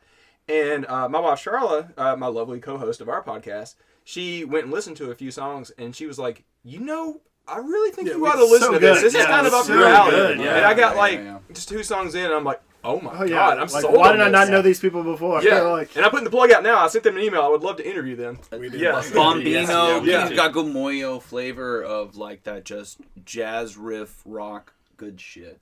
Yeah, you came to me a couple years ago, and there was a band out of Japan that you were advocating hard for. Kikagaku Moyo. They are Japanese psych folk funk. And if you heard words that you liked in there, just fucking tune in. I purposely dragged like 20 people out of bed on Sunday morning at 10 a.m. at Bonnaroo in 2019 because their show was at 11 a.m. and it's like, you don't want to be in the pit. You wake up. Good for you. I'm telling you right now. I went to bed at 7 a.m. that day. My asshole lover and neighbor tried to convince me to like sleep at the stage with a blanket, so I'd be there first. And my gullible ass for a second was like, I would be ahead of the game. I have a secret here. But I immediately knew that like, no, I'm frangible. I need to sleep and come back. I love that energy though. Like when you're like, this band is someone you have to see, and I'm dragging you with me whether you want it or not. Like that's how I ended up at John Prine. I was like, joyful that I went. You know what I mean? But it's like you just have to trust your people because it's like You do. we have different tastes, but I know I like you. So, like, I'm probably going to like the music you like. Do you want to smoke a cigarette 9 miles long? Thrilled. It's one of my favorites. Yeah, Incredible. that's another thing I really John like. Prine was my as we were favorite show talking from about 2019, like legitimately. I'm sorry to interrupt. As we were talking about the kind of connection here is like that's the other thing I've really enjoyed talking about the Bonnaroovian code and the tying in with the music is you get to hear people with different musical selections, but you also get to hear kind of the deeper part of it, of why that music means to them. And I honestly, all the things that we've done, myself and Mitchell joined you guys in Chattanooga. You guys came to our beer exchange. Myself and Daniel. I mean, we've done different things, and just things like this. You get to really connect with people on a deeper level, which is really enjoyable. Well, it's kind of the difference between like a city fest like Lollapalooza or Voodoo, and a camping festival like ours or Firefly or something like that, because those connections that you are able to make become your tastemakers. Yeah. Like if we're all like just joking around at Camp Reddaroo, and he tells me I gotta go see this like Japanese funk jazz or whatever, and I'm like, I hear how enthusiastic he is about it. I'm like, you know what? I mean, I'm going. Somebody's passionate about it, so I need to figure out what the passion is. Do you like column B? They'll blow it out for column B. But like, we went to Voodoo down in New Orleans, and you just don't have that experience. It was a hassle to get from the hotel out to the park where they held that. And aside from like waiting in line, you don't get the chance to talk to that many other people. You kind of just stay with your crew, and those kind of new discoveries don't happen. Right? Well, we know Barry doesn't like traffic. Oh well, yeah. No, you would not like Voodoo. He doesn't like to get it out. There's other people in there. Makes me sweaty. City. Yeah, there's definitely. I mean, we've had the conversation with different people along the way. It's like City Fest and Camping Fest are a totally different beast. And City Fest can be fun because you deal with the ordinances from the cities and stuff like that. And there's some great music there, but I've always really enjoyed camping festivals. Not only the stumble back to camp is easier, but so you don't have to dodge trouble. But I enjoy. Sometimes it's a pinball. Semi-permanent neighbors. It's the immersion. It's the immersion into it. It's like you always say, you're there. What else are you doing? What else are you gonna do? I'm forced to live this other person's life, and I'm happy to be there. I'm really interested to go try some of these other epic experiences that are like that, where it's like camping.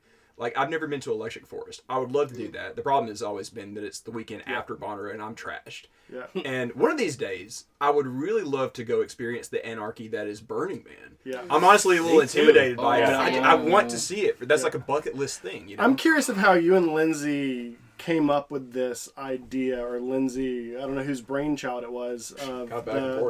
This is what, the third one? We call this the sequel 3. So we had the Speakeasy Roo, which was the first one that was on the original June Bonnaroo 2020 weekend, and then it became Mini Roo last September on the second Bonnaroo weekend, and then so this is Speakeasy 3 or Mini Roo. The sequel. We can't even decide what we want to call it. We'll figure it out down the road. Well, the first time... The second, third. So we camped next to Daniel. We were like 3 spots down and just kind of met each other and, had known each other kind of through social media a little bit. I was a peon compared to him. And when we found out that Bonnaroo wasn't going to happen... First we cried. Yeah. Yes. Crocodile tears. Yeah. First step of is the remorse stage. And then I think we talked about it on you go through all those stages. And I think we talked about it on an earlier podcast, but it was just like, dude, we've got to do something. Yeah. We've got to see if we can get together, if we can find a way to do it in a socially distant. Yeah, because we're still in the midst of right in the middle of the pandemic. Oh, yeah. We didn't in June. We didn't know what was going on still, and so I was like. We talked about it. Well, I think we could make it happen. Let's invite some of our friends, the close ones that we met at Bonnaroo, and maybe some of their close friends, and just see what happens. And sure enough, it happened. And then it was like, okay, we've got to do it in September. And okay, we've got to do it again in June, and it's just kind of evolved into a nice close group of friends. Even folks I don't know, I've never met before, that have come out and that have absolutely shown me great color. Just great people. So I'm happy to be new to that, and I just want to say, fully inoculated, ready for open mouth kissing strangers. Yes, sir. Me too. Ready to party. Yeah, right. That's right. And I mean, I'm vaxxed and I kind of waxed the bus, so I'm ready to party. we didn't show up for the first two, but now that we're fully vaccinated, we're happy to be back and a part of things. And I just want to throw that addendum on there because I've been afraid of the air for the past year. And shout out to anybody else that has built agoraphobia in the short term. Oh gosh. Yeah. I love you. It's gonna be okay. Tear down the wall. Yeah, the music is great too because you guys have some local artists that have played and some local DJs. So I've been privileged to bring down a Huntsville band the 3 times that we've done this. And Huntsville isn't like the best place for music. Like we aren't really known for that well. We're known more for as being the Rocket City where NASA and Redstone Arsenal is. But we do have a great up and coming scene. The first time I brought one of my favorite bands, Seeds.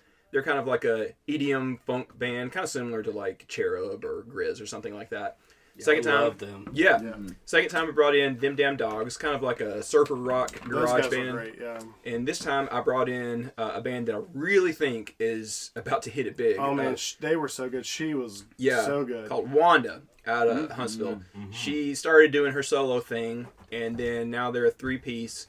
And maybe I'm not given the best description. Maybe I'm not giving her enough credit, but I kind of consider it to be the female Mac DeMarco. Kind of like low-key stoner music just to have on in the background. But like she also goes a little bit more rocky and punky sometimes when she feels like it. But expect some tortilla frisbees. I always expect tortilla frisbees. Right. And then to kind of balance that It's not out. a party without tortillas. Yeah, I mean, if I don't catch one with my mouth.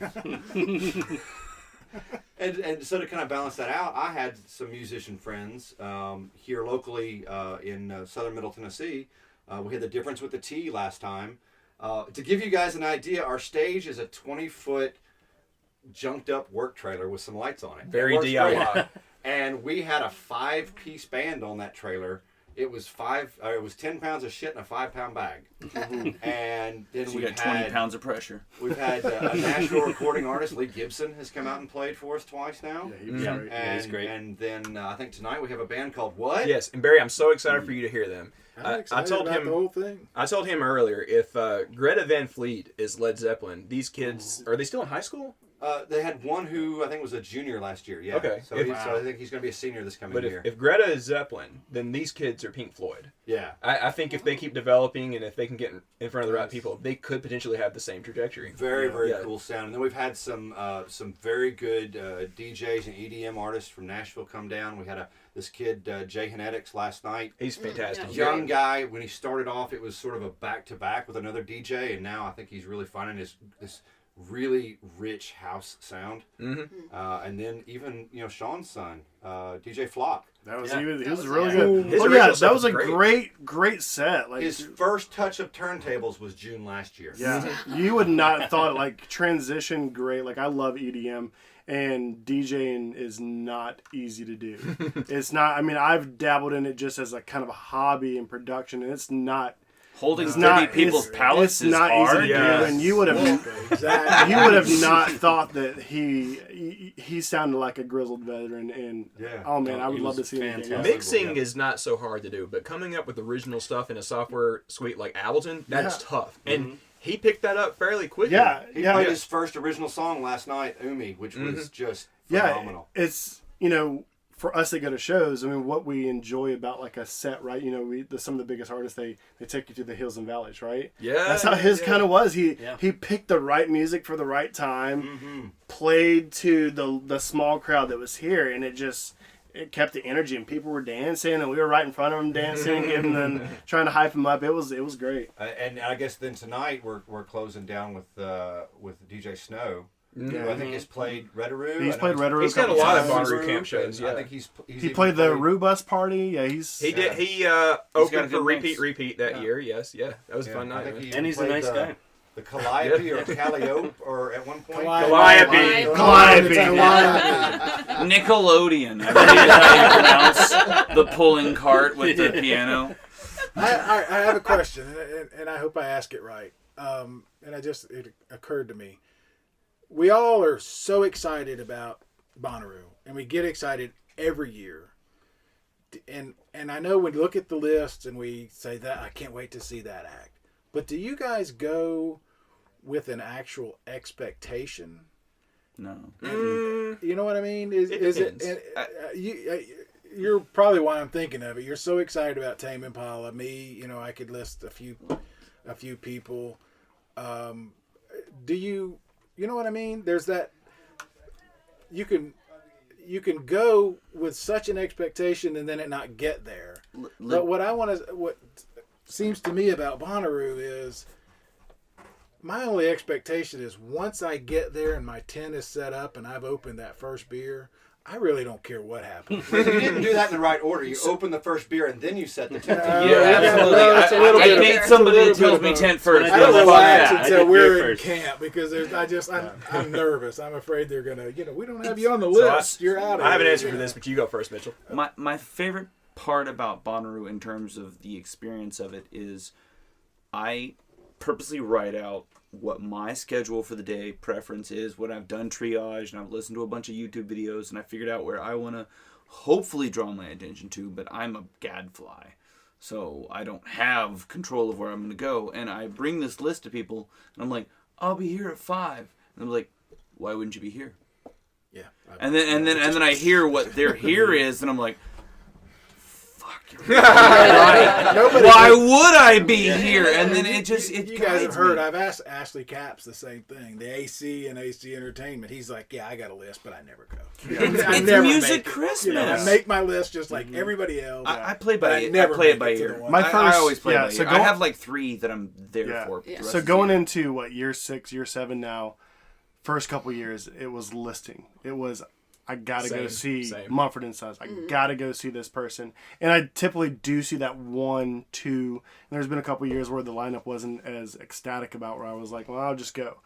I think in the last at least 3 years, I've got rid of that routine. Mm-hmm. I have gone with the flow.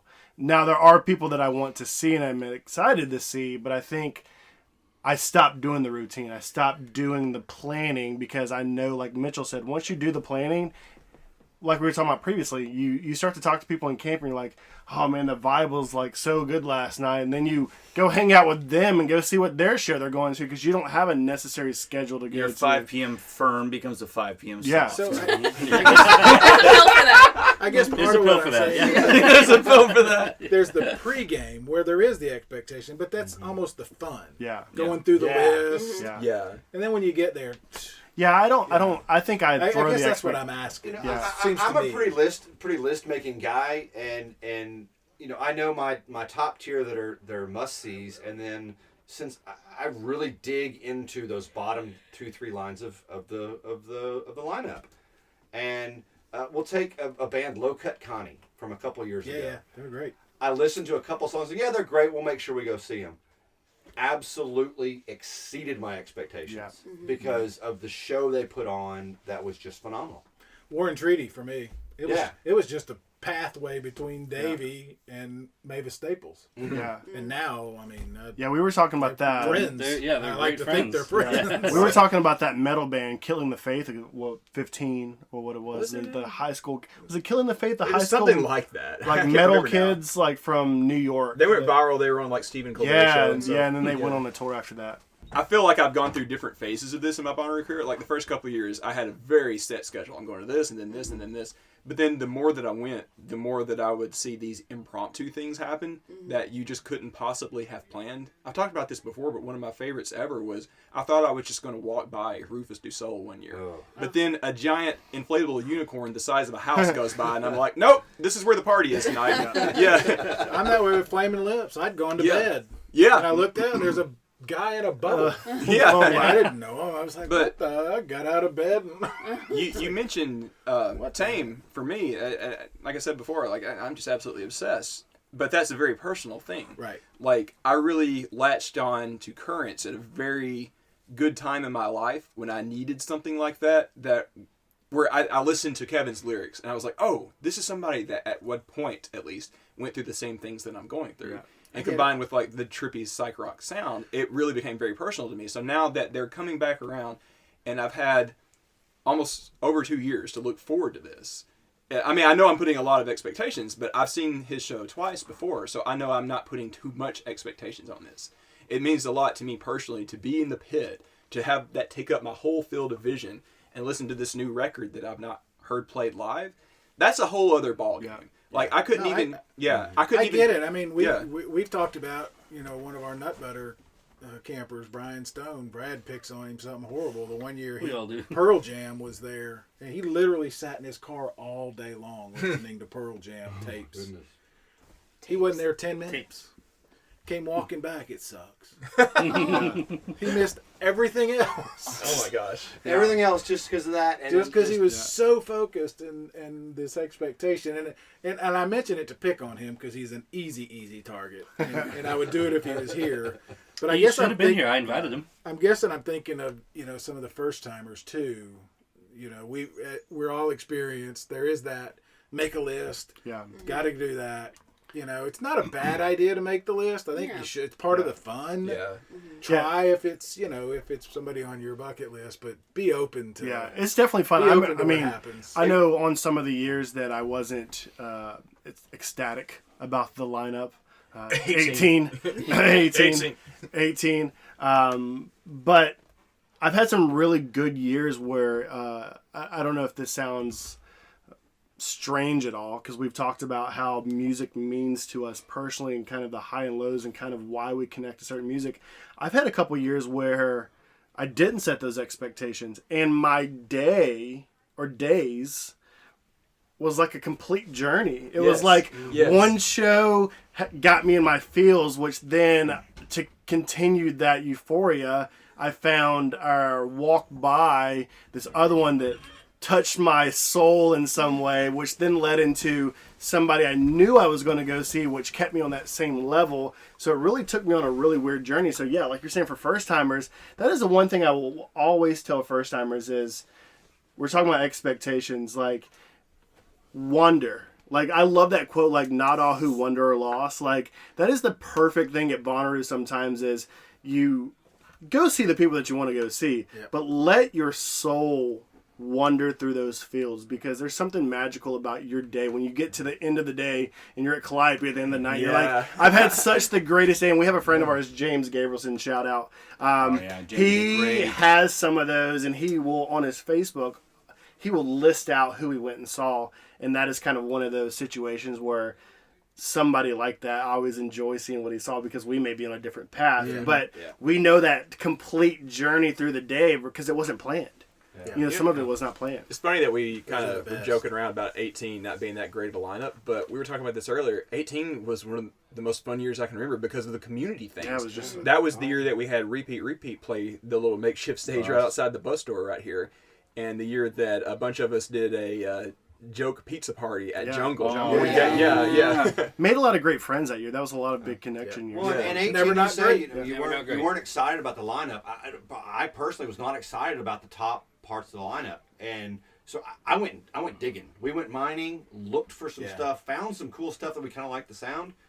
We had that journey where we went to those shows. It was one of the best years for me. Just new discovery music. Someone on Reddit almost every year does the Lord's work and breaks down the lineup by genre, and I just go explore genres I like in the music I like. Pro tip to anybody out there: pee before the podcast. Speaks from experience. As a halfway through experiencer. Hey, we're bringing in somebody else here. Yeah. Welcome. We're talking about expectations. Oh, okay. You meet and exceed. Now let's put her on the spot. Sharla, who do you think you might be expecting to be a great show this year? Expecting to be a great show? Yeah. Imdu Mokhtar. Oh, yeah. Another shout out. She got me in on that, Yeah. Oh, so good. Sure. What grabbed you about it? Because with the lineup. That's what grabbed your attention. Yeah, obviously. But it's, like a world music kind of thing. It's different. Yeah, me and Sharla love that kind of stuff. We love, I mean, maybe this makes us seem silly, but we love MIA just because she has kind of like a little music vibe. Yeah. Bucky Dongan. Barry, I'm curious to hear, like, so you're an industry guy, so who are you excited? Ooh, You guys have talked about, so you guys have broken down the lineup on a couple of your last episodes, but I want to hear, is there anybody that you want to, or you're really excited to see? I want to see Foo Fighters because I haven't. Yeah, Dave Grohl, you got to see Dave. And I've said, I think Grohl is the best representative of rock and roll right now. 100%. I think he's one of the last ones of kind of that '90s era too. The true kind of he bridges it all. The bridges it, yeah. He's certainly the last one. McCartney is in that era, but Grohl gets it. Yeah. And Taco and I have talked about. I want to see Turquoise. Turquoise. Andrew Bello with their whole remaining life. Jerry Harris. Yeah, doing the whole Talking Heads album. Green Blue. That's going to be tight. What did you think when you saw them right before it hit the fan last year? That When you guys saw the show? Yeah. Turquoise. I don't think Was he not there? I didn't go with them. Oh, you done messed up. I went with Turquoise Brad. was Yeah, great. I They knew were it. great. They were great. I knew who they were already. But I I think mean, I that did a was story their on own material. We saw them just do a whole show of theirs. Bonnaroo, they're not doing their show. The They're doing it. Yeah. Right. So it's the gonna be whole different. album. Yeah, What, the whole album. what year was it that they played on Thursday at Bonnaroo? Was that That was 2019. It was 19. 19? 19 when they played on Thursday? Okay. Yeah, they were there. Yeah. I'm trying to remember who else is. Let me check. Pull up the lineup. Said many. Lizzo to me is a walk by. What? You're going to pick a fight with the lady across from you there. Oh, right. Well, I mean, no. We fuck it up to the tempo. She's somebody I'm going to go see. I'm not sure I'll stay for the whole show. Yeah. Chloe, what are your I mean, thoughts? I'm Love gonna taste rage for you.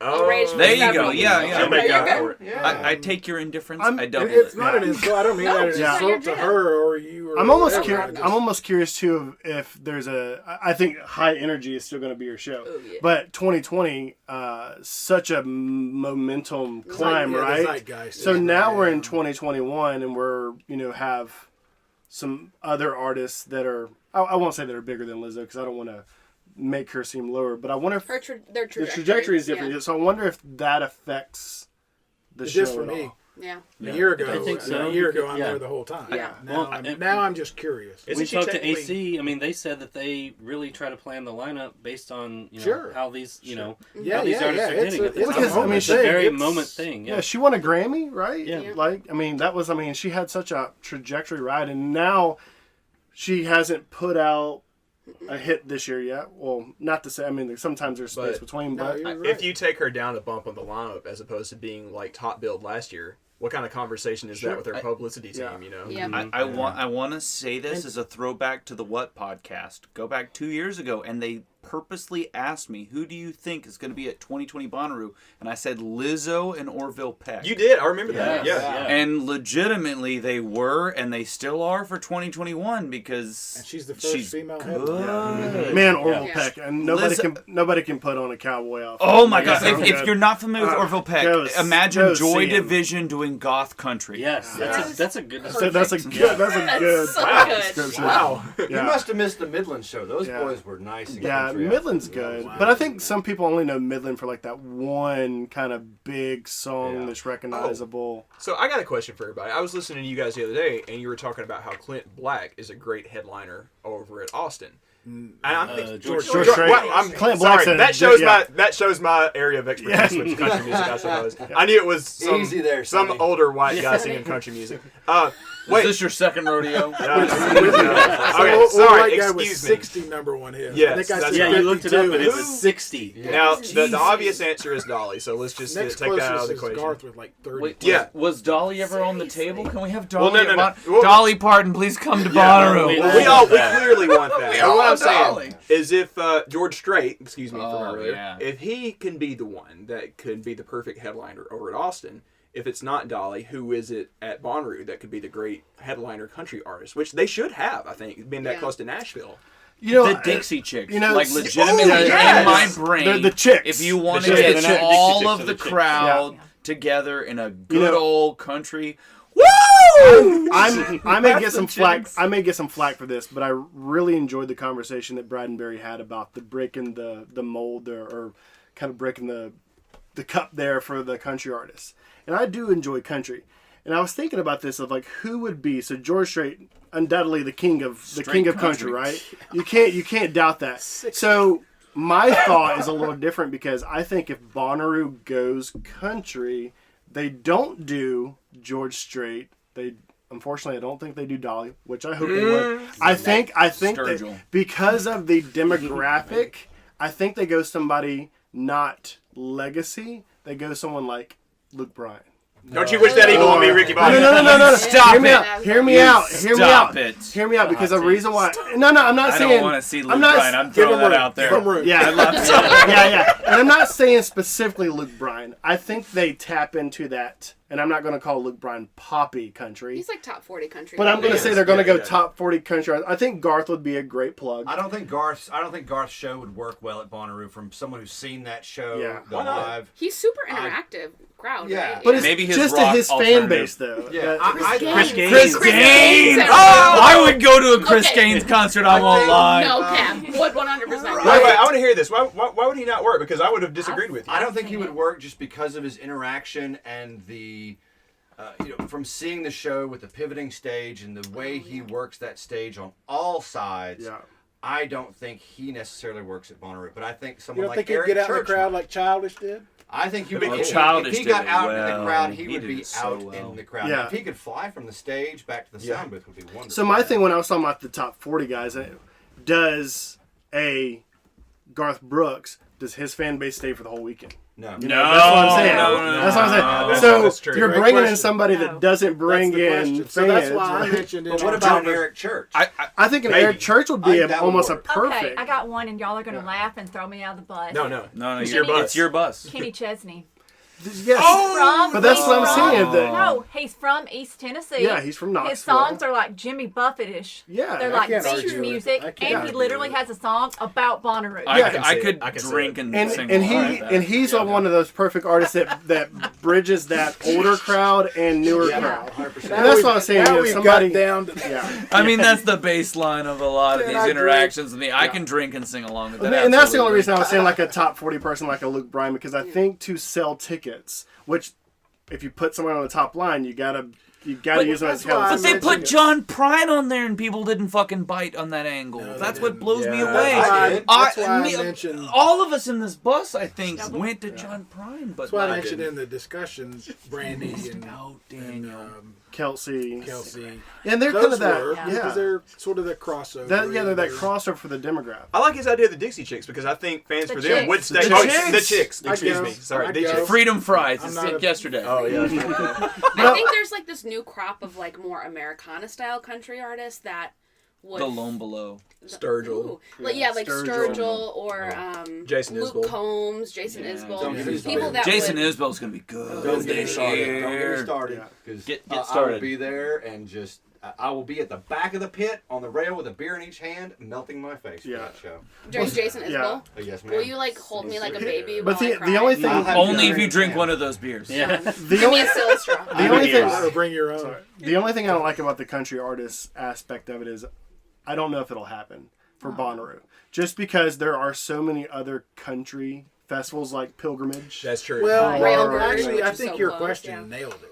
Do they stay? Yeah. We get too What's many the rest of EDM the lane gadflies. look like? Yeah, because there's nothing unless they go to the Opry on Thursday. Oh, but I love the Opry. But you Why have don't more people But then does watch everybody those? scatter on Friday? But see, Barry, they've made It lanes is, for but country it's before the as well. I Opry. liked it. But I I mean, liked if it, you've but- watched the Opry, that's literally what it is. I liked it, but others didn't. Yeah, They've made Oh, no, I know. I got it. Yeah, exactly. I We mean, had I grew up Midland, watching we it. had Sturgill, we had several other country Sturgill, artists. talk about There is a face melting. lane in That was there that great. if you find it, you can spend all weekend in country. Yeah, I don't know if you'd have to, but I mean, does that specific headliner bring in that lane to sell It tickets? depends. Yeah, who is it? I agree. want Yeah, to who is it? repeat, if we couldn't hook them with John Prine, I just feel like Maybe- countries, Who is it it's against? under-delivered and undersold at Odessa. Bonnaroo. That's why nobody below 30 showed up. They missed a great show. Yeah. That was incredible. That was amazing. Yeah. And he was so happy to be there. Oh, yeah. And to see Brandy come out. I mean, That dance at the end when he danced off the stage. Brandy came out for John and Odessa. And that Hosier. year. And Hosier. She was a fucking gala queen. I think that they could. So good. I really think to kind of I won't say in the conversation of country, but the best way to bring it together, super jam. Yes. Do a super jam. I think you can solve some of that. A new Nashville alt country super jam. So all those kind of artists that we just mentioned, Sturgill, Jason, all those. Yeah, it's the same way with like doing like the bluegrass, right? They did the bluegrass super jam, but doing a country super jam because that way you're not putting a headliner up there to try to draw money with, and you still get to fulfill the. Yeah. Can I put an earbug out there? Put Brittany Howard in front of a bluegrass jam, please. Did Brad call you? Brittany would do it so well. You're right. That would be amazing. That's a great idea. She's so good at gathering. That would be delicious. Well, because the super jams, like in past, like they did a R&B one, right? And then they did. Grizz was my favorite. Grizz Just throwing that out Grizz there. did like one. Grizz did it so with The Monet. Brittany Howard one was Sylvia and Esso. What do we think? Yes, that was 2014, right? That was my favorite. That was so good. What do you guys feel about the Sylvia and Esso? Wait, I don't even know what that's going to be. Super jam. They haven't announced when it's going to be. With. What does that mean? Yeah, well. Get up, get down. Who's going to be with? I think it's going to be really good. With somebody. All right. Anything else? We have talked about a lot. I think they covered a We lot. haven't got it all over. Covered a lot. And Mitchell still has a beer left, and I don't have any. Oh, no, I've got We got to plenty. wrap this He's up. working on it. There's several beers after this recording. Well, I want to thank y'all for coming down. Like I said earlier, this whole thing was just a plot to entertain Barry, and we finally got him out here. So I feel like it's mission I accomplished, think it's guys. now time for me to get embarrassing. Yes. Yes. Several beers after this Well, I'm broadcast. excited for you to see what and DJ Catlow and DJ Snow tonight. We're gonna get you lit. Cheers, everybody. Cheers. Bonnaroo.